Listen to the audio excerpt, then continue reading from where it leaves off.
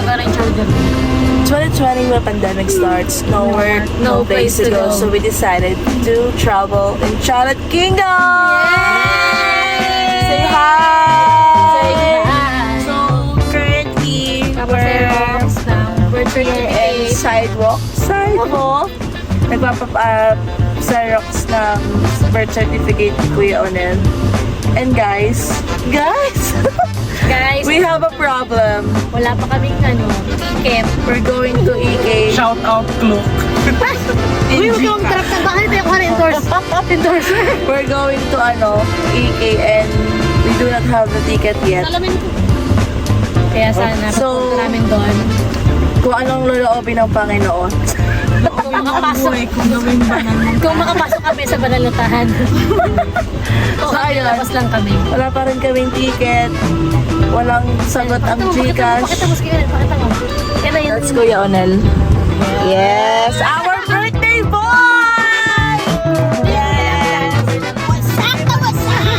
Aming Gio napupunta ng Singapore. At Singapanggan. Nandito. O si Meng. Meng. First timer.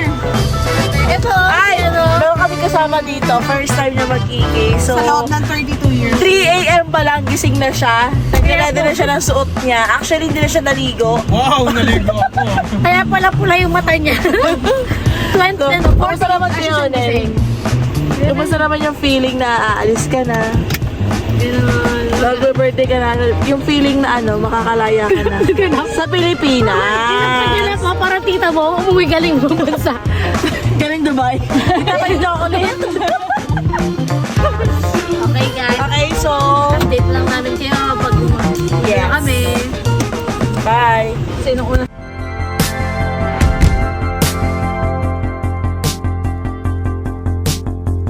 We started off so strong.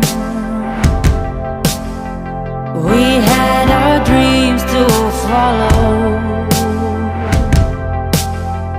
But what the hell went wrong? How come I feel so hollow?